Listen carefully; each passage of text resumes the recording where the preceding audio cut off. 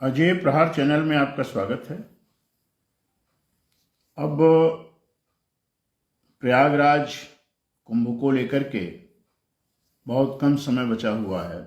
अक्टूबर समापन की ओर है, नवंबर, दिसंबर और जनवरी में है। इसको देखते हुए अब सभी जगह भारत सरकार में, राज्य सरकार में और प्रदूषण नियंत्रण बोर्ड में गंगा सफाई अभियान की फाइलें शुरू हो गई। वो भी चूंकि योगी आदित्यनाथ जी कुर्सी पर बैठे हैं, उनका प्रेशर है, गंगा साफ होना चाहिए। 9 वर्ष तो इसी सरकार को हो गए हैं, भारत सरकार को, और गंगा सफाई अभियान इनका ड्रीम प्रोजेक्ट है। इसके पहले भी मनमोहन सिंह की सरकार में भी इसकी शुरुआत की जा चुकी थी। एक बड़ा हैरानी कर देने वाला विषय है कि इतने लंबे अंतराल, इतना लंबा समय गुजरने के बाद सरकारों के ड्रीम प्रोजेक्ट का यह हाल है। और इसका बहुत बड़ा कारण यह है कि जो हमारा जनमानस गंगा के किनारे रह रहा है, या नदियों के किनारे जो जनमानस रह रहा है, गंगा तो एक प्रतिनिधि है सभी नदियों की, सिरमौर है। जब वो प्रदूषित होगी तो सब नदियों का तो हाल ही बहुत बुरा होगा। यमुना का क्या कहना, गोमती देखिए आप लखनऊ में।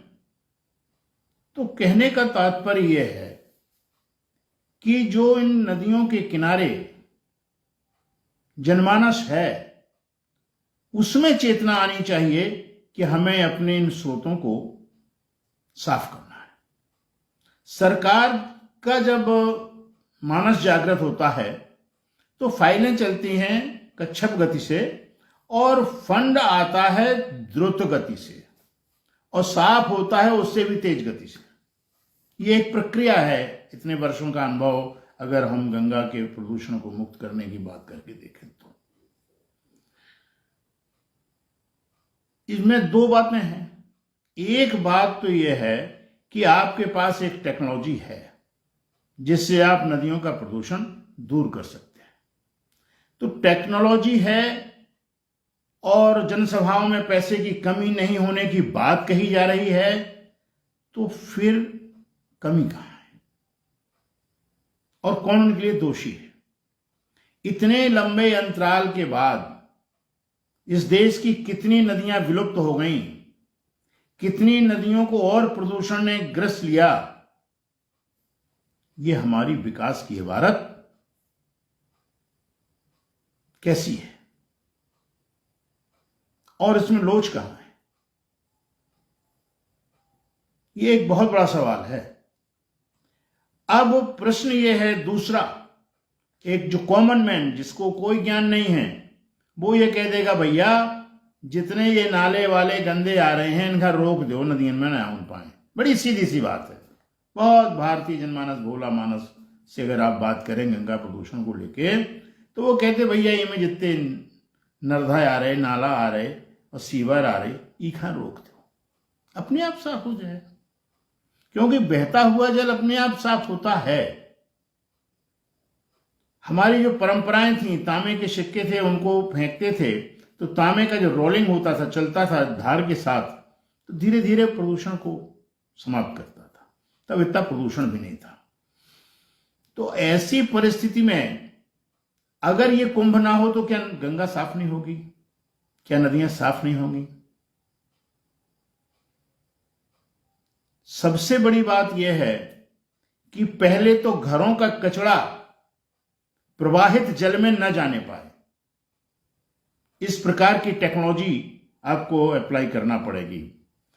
और आज जो प्रक्रिया है कि प्रवाहित जल के आसपास रहने वाले लोग अपना सब कचरा उस प्रवाहित जल में बहा देना चाहते हैं।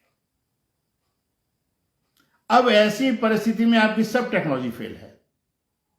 तो पहले तो आपको ऐसे लोग तैयार करना पड़ेंगे जो प्रवाहित जल में कचरा ना जाने दें, मानव मल ना जाने दें।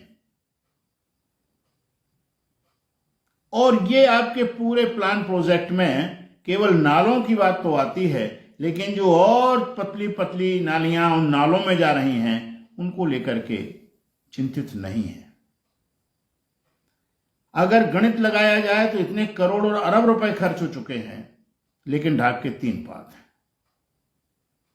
केवल कानपुर में सर्वाधिक गंगा प्रदूषित हो जाती है।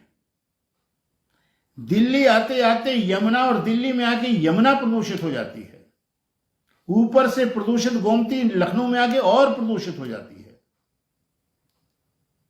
तो आपकी वो टेक्नोलॉजी जिसमें आप संयंत्र लगाए हैं, उनकी जो पत्रावलियां हैं उनमें भी कहा जा रहा है कि अभी इतने संयंत्रों की कमी है, और जो संयंत्र लगे हैं उनमें केमिकल्स की कमी है। ये सब इतना फंड आ रहा है, सीना तान तान के नेता कह रहे हैं पैसे की कमी नहीं है, देश विकास कर रहा है। अगर आप गंगा जैसी पावन नदी, उसकी सहायक नदियों को साफ नहीं कर सकते, क्योंकि गंगा को साफ करने के माने उसकी सहायक नदियों को साफ करना, उनकी सहायक नदियों को साफ करने के माने है कि उनमें गिरने वाले नालों को साफ करना, नालों को साफ करने के माने है कि गांव की छोटी पतली गलियों से आने वाली गंदी नालियों को साफ करना। ये काम बड़ा है, लेकिन समय उससे ज्यादा खा चुके हैं। अब मनमोहन सिंह की सरकार से लेके और मोदी जी की सरकार तक ये लगभग कुछ दिन में 20 वर्ष का कार्यकाल होने जा रहा है। और उस 20 वर्ष के कार्यकाल में जो नदी कुछ ठीक थी वो पीने लायक नहीं रह गई, जो पीने लायक थी वो किसी कार्य के लायक नहीं रह गई। तो भाई ये माजरा कब तक चलेगा? जीरो टॉलरेंस की सरकार, डबल इंजन की सरकार, राम भक्तों की सरकार, और उसमें गंगा प्रदूषित रहे, ये एक अजूबा नहीं है? या सरकारों की प्राथमिकता में नहीं है? यहां गंगा प्रदूषण से जो नियंत्रण करने वाले लोग, इनके प्राधिकरण के लोग, इन पर ईडी की नजर नहीं पड़ी, इन पर आईटी के छापे नहीं पड़े। आज भारतीय पत्रकारिता की चमक धमक चांदी की चमक ने समाप्त कर दी है। वरना अगर समग्र मीडिया गंगा प्रदूषण को लेकर के, नदियों के प्रदूषण को लेकर के अगर बीन बजा दे, डोल पीट दे, तो ये सरकारें तो कांपती हुई जाएंगी और प्रदूषण को दूर करेंगे। ये प्राधिकरण, ये सब अपने आप थरथर हो जाएंगे। लेकिन ये गेड़ा हाथी सब बैठे हुए कुंडली मारे हुए गंगा का प्रदूषण कुंभ तक समाप्त कर देंगे, कहीं पानी रोकेंगे, कहीं पानी छोड़ेंगे, ये अपने मन का करेंगे। इसके लिए जब तक प्रवाहित जल के किनारे रहने वाले जनमानस में जागरूकता नहीं आएगी, जब हर बच्चा वहां का रहने वाला ये तय करेगा कि हमारे गांव का गंदा पानी किसी प्रवाहित जल में जाने नहीं पाएगा, जब तक ये संकल्प आप नहीं लेंगे। बड़ी गंगा यात्राएं निकली हुई हैं अपनी फोटो छपवाने के लिए, लेकिन उन गंगा यात्राओं का किसी ने मूल्यांकन किया? इतना मूल्यांकन हुआ कि जो नेताजी निकले उनको लोग जान गए, लेकिन उसके बाद उसने प्रभाव क्या छोड़ा, इस पर कोई मूल्यांकन नहीं, इस पर कोई अध्ययन नहीं है। कहने का तात्पर्य केवल इतना है कि वो जागरूकता आनी चाहिए कि प्रवाहित जल के पास रहने वाले लोग अपनी गंदगी को वहां न डालें। प्रश्न उठता है, फिर गंदगी जाए कहां?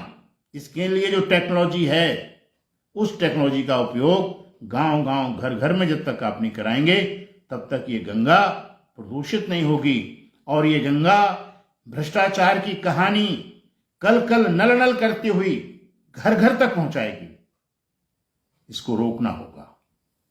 आपकी विकास की इबारत अगर प्रदूषण दे रही है, अगर आपकी विकास की इबारत इस प्रकार से लोगों को मीठा और थोड़ा छोटा छोटा जहर दे करके मार रही है, बीमारियों को बढ़ा रही है और मेडिकल फार्मा की इनकम बढ़ा रही है, तो ऐसा विकास किस काम का?